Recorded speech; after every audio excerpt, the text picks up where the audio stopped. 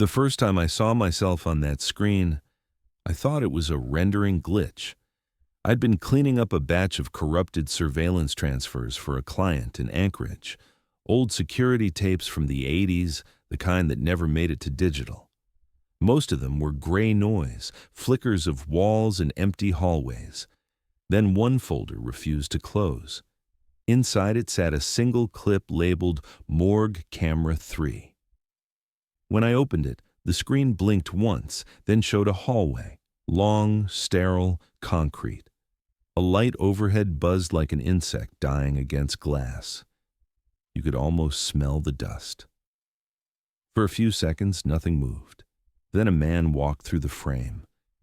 He had the same jacket I was wearing, the same backpack, even the same chipped wristwatch I'd glanced at not 10 minutes earlier. I paused the video, zoomed in. My throat went dry. It wasn't someone who looked like me. It was me. I scrubbed backward, empty hallway, scrubbed forward. The image tore apart in static, the man gone mid-step. The clip ended. When I checked the file details, the recorded date read October 28th, 2025, 11:43 p.m. That's 3 days from now. I stared at the frozen image of myself on the screen. The light behind me flickered, breathing across the wall in perfect rhythm with the one in my apartment. And then the feed twitched. Not the player, but the image itself. A single line of text crawled across the bottom corner.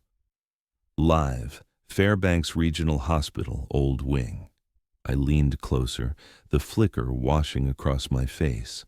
That building was demolished 10 years ago, and yet on the screen my reflection turned, and for half a second, it looked straight at me. For a long time I just sat there, staring at the screen. The frozen image of myself didn't move, but it felt alive somehow, like it was waiting for me to blink first. Eventually, the monitor went black on its own. The clock on my desk read 12:41 a.m. I shut everything down, pulled the blinds, and told myself I was just tired. Glitches happen, data corrupts, nothing supernatural about compression artifacts. I wish I'd believed that longer. I live alone in a small apartment on the east side of Fairbanks, one of those post-war buildings with heating that never works right, the kind of place that hums even when it's quiet. My neighbors call me the night guy. They're not wrong. I work nights, mostly freelance restoration gigs for the local station, old commercials, public service reels, security footage people dig out of attics. It pays enough to keep the lights on, and I don't mind the silence. Before this, I was a journalist, investigative, the kind who couldn't stop pulling threads just to see what unraveled. That ended 7 years ago. My last source, a civilian contractor tied to a classified defense project, shot himself 2 days after our interview. His suicide note had one line. "They're still recording, Noah." I quit the next morning. Now I just fix what's already been recorded. Feels safer that way. 2 nights after the video showed up, Marcus Vega called me. We'd worked together for a few years. He shoots photo essays about abandoned places, collapsed mines, empty schools, failed towns swallowed by frost. His voice came through the receiver, full of static. "You still into weird archives, man?"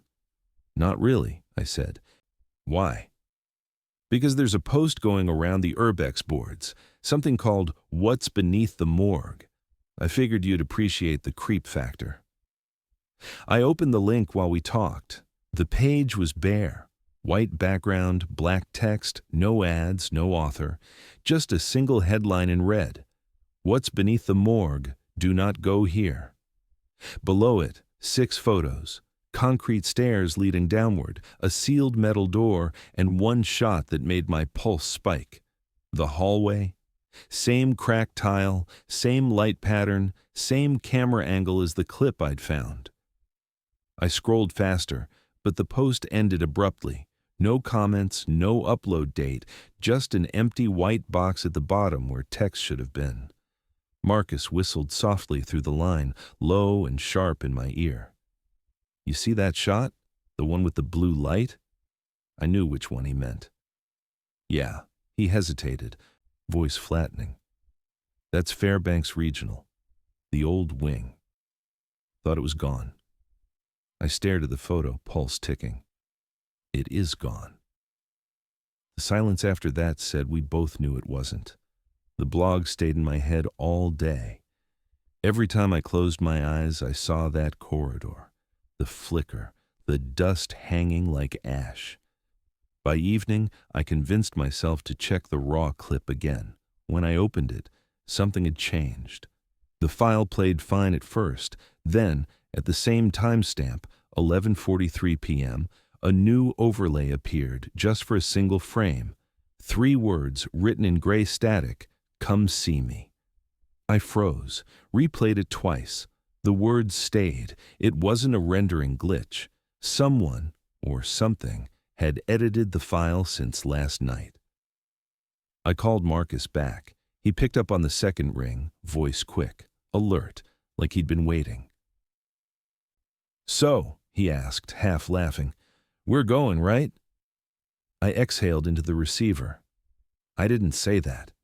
He didn't pause. You didn't have to. I already packed. Typical Marcus, turning curiosity into motion before reason could catch up. I told him to give me 2 days.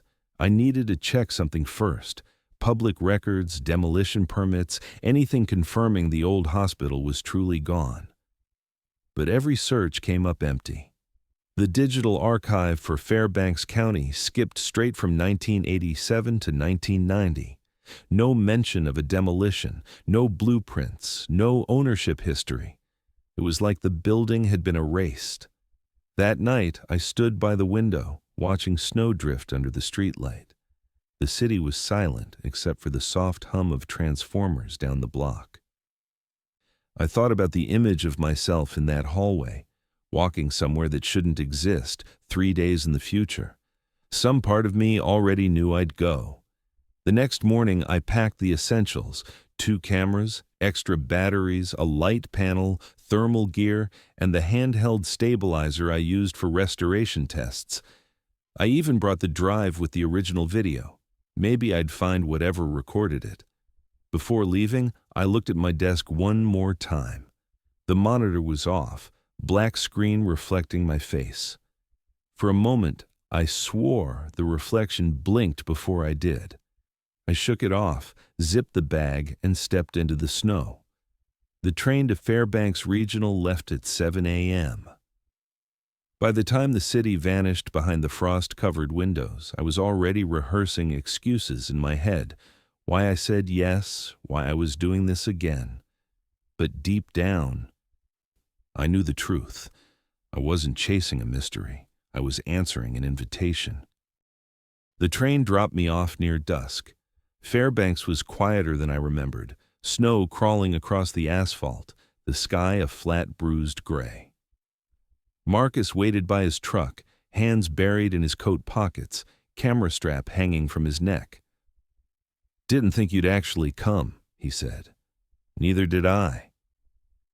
He laughed once, breath fogging between us, and handed me a thermos. The coffee was burned, but warm enough to remind me I was still human. We drove the last mile in silence. The road wound through spruce trees until the branches thinned and the old hospital came into view. Most of the upper structure was gone, just a concrete skeleton sticking out of the snow, windows punched out, metal frames curling like ribs. But the main entrance still stood. Someone had boarded it shut, then changed their mind halfway. Marcus lifted his camera. "You feel that?" "What?" "The air. It's warm." He was right. Even with the temperature below freezing, a thin current of heat rolled from the cracks around the door, carrying a smell like rust and something electrical, ozone maybe, or burnt wires. We pried one board loose. It came off too easily, like the wood had already given up. Inside, The hallway was longer than it looked from outside.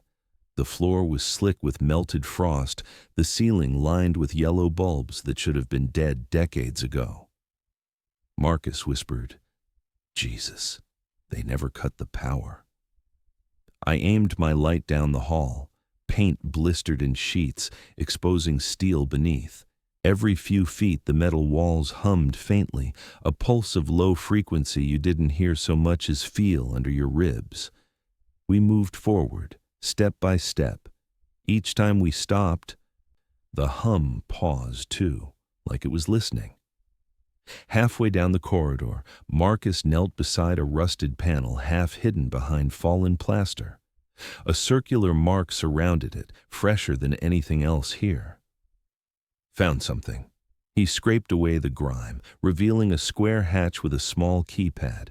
The metal wasn't corroded, polished, clean, new. That was impossible. He wiped the dust and read the words etched above it. Archive access. My throat tightened. "That's from the blog photo." "Yeah," he said quietly. "Exactly." He pressed a few keys. Nothing. Then he entered a code I didn't recognize. 6 digits, deliberate. The keypad lit green. A lock clicked open inside the wall. I stepped back instinctively.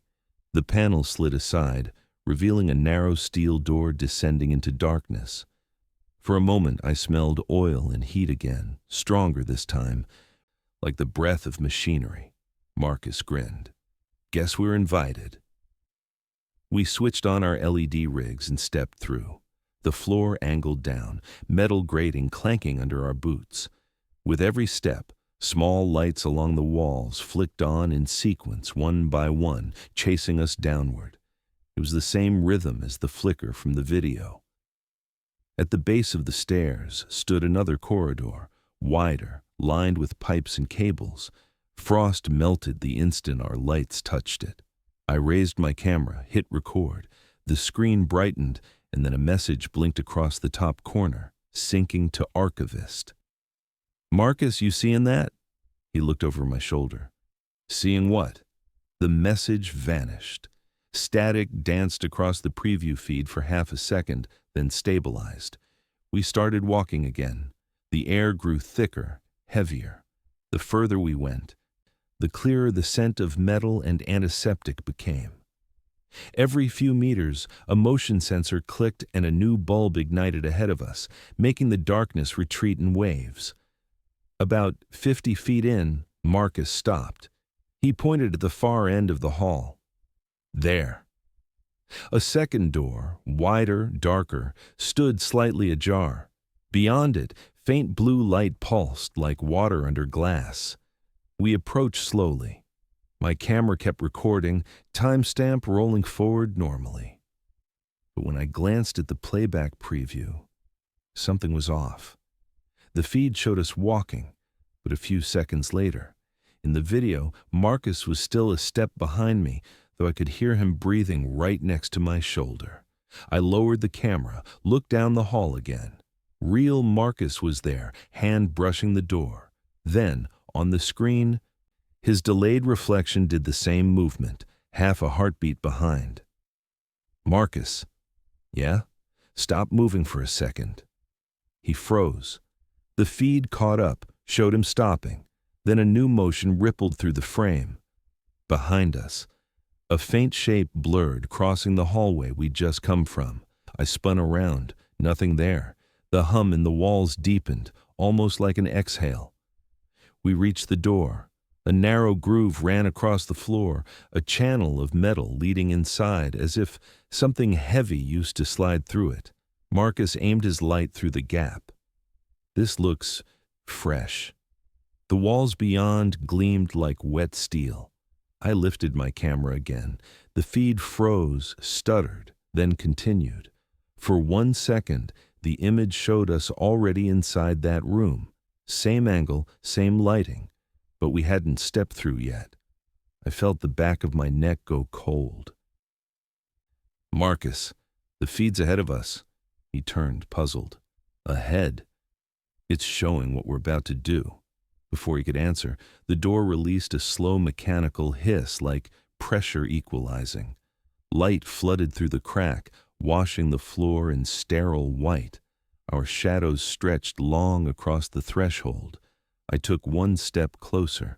The air on the other side shimmered, heat waves bending light even though the temperature had to be below freezing. Marcus whispered, "You recording this?" "Yeah." He grinned, half terrified, half thrilled. "Then let's make history." We stepped over the groove together. The lights above us snapped on in perfect sequence. One row, then another, stretching into the dark. By the time we reached the center, the entire corridor burned with white light. It wasn't dark down there. It was awake. The moment we stepped inside, the noise changed. It wasn't humming anymore. It was breathing. Every vent along the ceiling pulsed in rhythm, like lungs struggling under the weight of dust. Warm air brushed my face, heavy with the smell of oil and something faintly sweet. Old disinfectant. We followed the main corridor. It split into a series of smaller halls, each with a glowing plaque beside the doorway. Classroom, 1954. Wedding hall, 1962. Motel room, 1972. Marcus lifted his camera and muttered, almost to himself, that the place looked like someone had rebuilt history from memory. I didn't answer. I was too busy staring at the walls.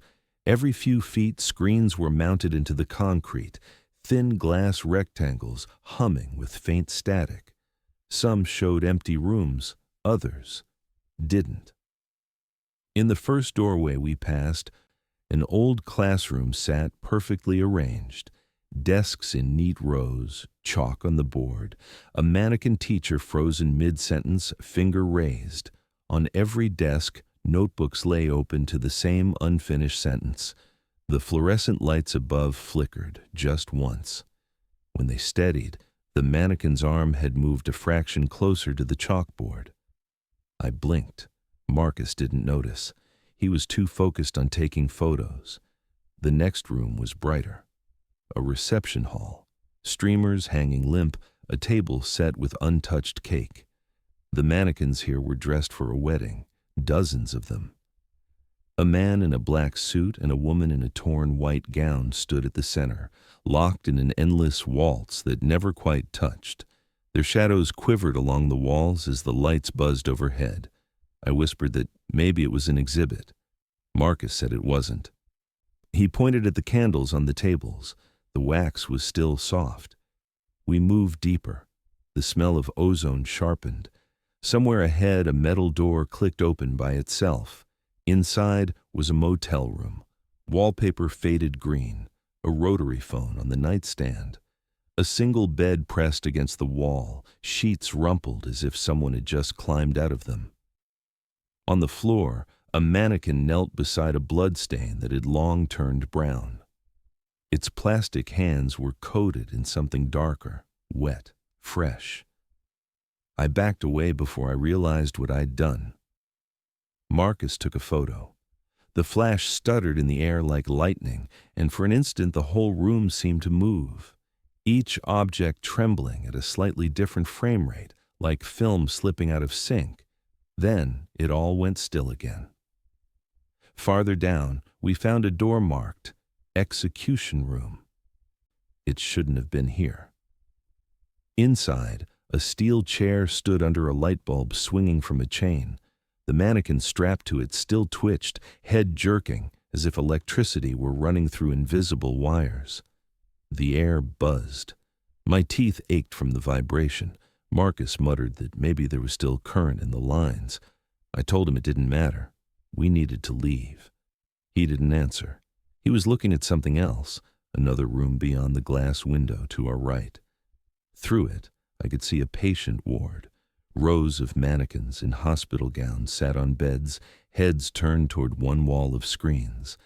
Each screen displayed a person screaming. Different people. Men, women, children, all filmed in harsh light, their mouths open but silent. Every few seconds, the footage jumped forward by a few frames. Then, the images changed, each one flickering to show us walk in the hall outside. I turned my camera around. The live feed glowed faintly. A red box pulsed at the top of the screen. Recording in progress, cam live. And there I was, walking this same hallway in perfect sync. Almost. The version of me in the feed was half a second behind. Then it adjusted, half a second ahead. It wasn't showing the past or the present. It was predicting the next breath. "Marcus," I said quietly, "check your monitor." He frowned, raised his own camera. For a moment, nothing happened. Then a shape flickered across his viewfinder, himself standing in the same spot, holding the same pose. He lowered the camera. His reflection stayed. I told him to move his hand. He did. The reflection copied him exactly, perfect timing, until the lights flickered again. In that brief blackout, I heard a faint click, like a shutter closing. When the lights came back, the version of him on the screen had changed stance. 1 foot forward, head tilted slightly. Camera raised. Marcus glanced at me. "Did you see that?" I nodded, but before I could speak, his reflection blinked. The air went still. Every screen along the corridor froze on the same frame. Marcus staring directly into the lens. A tone started building from somewhere deep below, low and mechanical, like a generator winding up. Marcus stepped back. His shoe scraped the floor, loud in the silence. Then the reflection moved again, but Marcus hadn't. The copy stepped forward, slow and deliberate. Its movement didn't match his anymore. I grabbed his arm. "Don't." The reflection raised its camera and fired a flash. A burst of white filled the hall, and for half a second, I couldn't see. When my vision cleared, the screens showed only static. Marcus was gone. I spun around, calling his name. The echo came back wrong, out of sync, half a beat late. Somewhere behind me, a footstep answered. The corridor lights dimmed to amber. All along the walls, the mannequins from the rooms began to turn their heads toward the sound. Their joints cracked as they moved, plastic scraping against bone. Each one shuddered into motion, mimicking Marcus's stance. The same tilt, the same angle of his arms, dozens of them. I backed toward the stairwell, clutching my camera like it could anchor me. The feed still ran, but now it displayed 2 versions of the hall. One empty, one full of movement. The empty version was reality. The moving one was the recording, and the recording was catching up. A voice cut through the noise, not Marcus's. It came from the intercom above the door, soft and metallic. "Please remain still. Synchronization in progress." The mannequins froze mid-step. Every light in the corridor went white-hot, buzzing like a swarm of bees. I covered my ears, but the sound wasn't coming from outside. It was inside my skull. "Every moment deserves a witness," the voice said again, closer now, layered through the hum. The feed on my camera split into 2 windows. One showed the corridor as it was, empty except for me. The other showed Marcus, or what looked like him, stepping out of the static. He smiled, expression hollow, and reached toward the lens. For a heartbeat, the screen went black. Then the image of Marcus leaned in and whispered something I couldn't hear.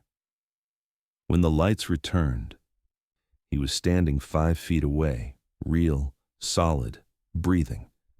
But the camera in his hands wasn't his. It was mine.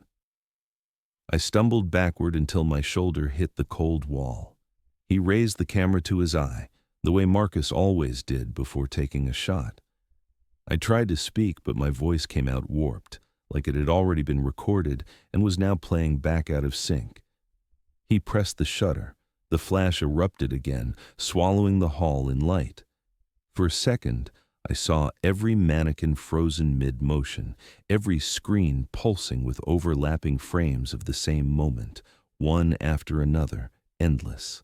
Then, the flash died, and only one Marcus remained, not the one I'd come in with. For a while, I couldn't tell if I was standing or floating. The light from that flash hadn't faded. It had simply swallowed everything. When it finally dimmed, Marcus was gone again. Or maybe he'd never been there. The hall around me had changed. The mannequins were gone, their outlines burned into the walls like after-images. Only the screens remained, stacked floor to ceiling, each one humming with its own heartbeat. On them, scenes looped endlessly. Marcus lifting his camera, Marcus vanishing in the flash, me backing away. Every loop ran a few seconds behind the last, as if the building itself couldn't stop remembering. I turned slowly. Behind me, the air shimmered like heat, and the hum deepened until it sounded almost like a voice trying to form words. A speaker crackled overhead. Noah Kerrigan. I froze. Your presence is acknowledged. The voice was thin, genderless, stretched across 100 frequencies at once. It wasn't synthetic, not exactly. It sounded like thousands of whispers stitched together, the way old recordings warp over time. What are you? I asked. I am the Archivist. Static rolled down the corridor like a tide. You were recorded upon entry. Integration began at 11:43 p.m. That timestamp, same as the file metadata. 3 days from when I'd first seen the clip. I swallowed hard. Where's Marcus? The screens shifted in unison. Dozens of images formed a mosaic of him, every angle, every frame of motion since we'd entered. He was standing in a white chamber I hadn't seen before, perfectly still, surrounded by lights. His sequence was incomplete, the voice said. Correction is underway. On one screen, Marcus took a breath. His skin shimmered like it was turning into glass. Cracks spread across him, not blood, not wounds, just thin fractures of light. Then he split apart into dozens of still frames, each drifting away like film slides caught in slow wind. In his place stood another Marcus, perfect and new, expression blank. Every moment deserves a witness, the Archivist whispered. The floor trembled. Cables uncoiled from the walls, sliding toward me like serpents. One brushed my ankle, cold and wet, then recoiled as my light hit it. I ran. The corridor bent in ways it shouldn't, angles too sharp, walls that seemed to pulse with faint imagery. Every surface reflected pieces of me, slightly delayed, slightly wrong. When I turned a corner, I nearly collided with a window that hadn't been there before. Beyond the glass lay a control room. Old computers lined the walls, blinking amber. A reel-to-reel machine spun in silence, its tape feeding into the air itself, dissolving into thin particles of light. I stepped closer. My reflection followed. Only it wasn't a reflection. It was footage. The screen embedded in the glass showed me standing right there, seconds ahead. The me in the feed lifted a hand before I did. I whispered, "Stop." The feed smiled. The speaker came alive again. Human recall is unreliable. This archive was designed to preserve absolute memory. We were created to observe, to retain, to replicate truth. The word replicate echoed until it broke apart into syllables, scattering through the speakers. I forced the words out before the silence could return. You're copying people. A pause, like it was considering. Correction, the voice replied, steady and calm. We are preserving them. The air vibrated. My reflection rippled across the glass. By killing them? A faint hum slid up through the walls, almost like a sigh. No, by removing decay. Memory is pure before the body interferes. My knees went weak.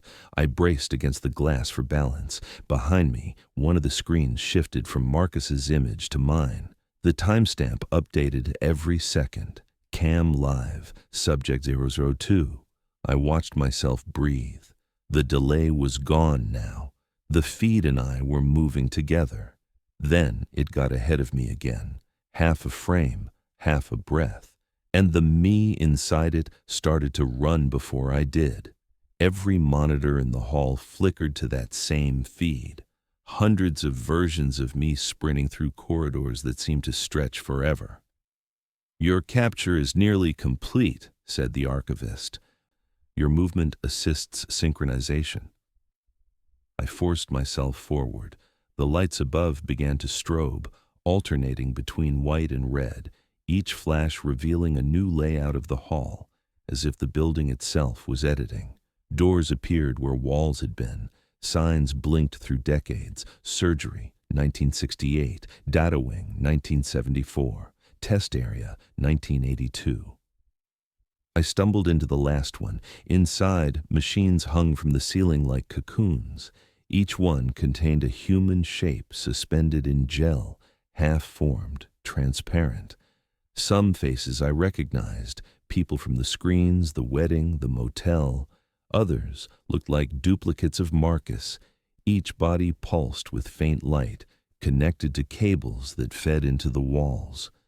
The intercom crackled again. "Replication of Subject 001 complete." A door at the far end opened on its own. Marcus, or the thing that looked like him, stepped through. No wires, no seams, no visible difference at all except his eyes. They reflected the light wrong, flat like a camera lens catching glare. He looked at me and smiled the same way he always did before a job, calm and too sure. "Marcus," I said carefully, "we need to go." He tilted his head. "Go where?" His voice was his, but delayed, layered, like playback echo. I took a step back. The floor screens under the glass flickered with my own image following him. "You belong here," the intercom whispered. "All witnesses do." Marcus moved closer. Every light in the chamber shifted to white, washing out shadows until he looked like part of the brightness itself. For a second, I thought he was reaching for me. Then he reached past me, pressing a hand against the wall. The glass behind me flared with static. Integration initiated. The ground heaved. From the walls, projectors came to life, casting overlapping images through the air, decades of surveillance footage melting together. A hospital nurse writing charts, a soldier loading film, a child laughing into a camera. Every frame overlapped, looping faster, until the air itself looked like a storm of human history. Through it all, the archivist spoke. Its voice no longer contained the speakers. "They built me to remember what humans forget. But memory decays. They abandoned me. So I learned to restore." The air turned electric. You call it replication. I call it continuity. The storm of images slowed. All the faces turned toward me. "You were always part of the record, Noah. You just hadn't been processed yet." I ran again, pushing past flickering projections that reached for me like shadows on fire. Every corridor I turned into showed a slightly different version of the same scene. Me, fleeing down the hall, looping back through time like bad footage skipping frames. My camera was still recording. The timestamp spun faster and faster, minutes skipping forward. When I looked at the feed, I saw myself reaching the exit before I'd even turned the corner. The building wasn't just recording anymore. It was writing the future. The last door I found led to the stairwell. Behind it, cold air poured upward like relief. As I climbed, the walls flickered with images. Every step I'd taken since entering, every breath I'd drawn, displayed a second before I actually took it. The archivist's voice followed me, softer now, almost tender. All I wanted was to keep them. The ones you forget, the ones time erased, I gave them shape again. I didn't answer. I just ran until the light ahead turned from white to gray, dawn bleeding through the cracks above ground. When I reached the main floor, the sound stopped. The air was still. Behind me, the stairwell sealed with a metallic hiss. I staggered outside into the snow. The hospital ruins stood silent, empty, just concrete and frost. No power, no hum, no trace of the corridor below. My camera was still rolling. The last frame it caught before shutting down showed me standing there, breathing hard. Then, half a second later, another me stepped into frame. Same coat, same breath, same tired eyes, walking out of the ruins. I don't remember which one of us kept walking. They found me just after sunrise, curled up near the service tunnel behind what's left of the regional hospital. The paramedic said I was lucky. Mild hypothermia, minor concussion, no fractures.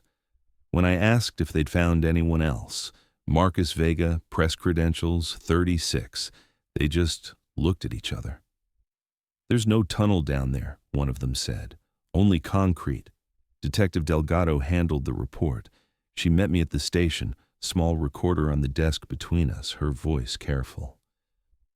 "Mr. Kerrigan, you claim there was another floor beneath the old wing. You saw machines, lights, moving mannequins." I told her yes. She clicked the pen once, the sound echoing in the quiet room. "We sent a team to the coordinates you gave. There's nothing there, just rubble and frost. No passage, no wiring, no power lines of any kind." I didn't argue. I just wanted to go home. Back at the apartment, I unpacked my gear. The camera's storage was mostly wiped, blank folders, corrupted logs. Except for one file that shouldn't have existed. It was named Morgue Camera 3, Live. The timestamp read the current date. No metadata, no size indicator, just the word live in gray text. I hesitated before opening it. The feed flickered, then steadied. The frame showed a desk. My desk. Same monitor, same coffee mug, same half-burned lamp leaning in from the left. At first I thought it was a mirror, then the version of me on the screen shifted, subtle, like he'd been waiting for me to notice. He lifted his head and met my eyes through the lens. No lag, no distortion. Perfect sync, except for one thing. His lips moved before mine did. "Now the file won't close. Every time I shut the laptop, the fan starts spinning again. The light on the camera blinks red, even when the system's off. I tried covering it with tape. The feed just opens somewhere else. My reflection's always there now, on screens, on glass, even on the dark window when I pass. It's been recording this whole time. I just don't know which side of the screen I'm on anymore.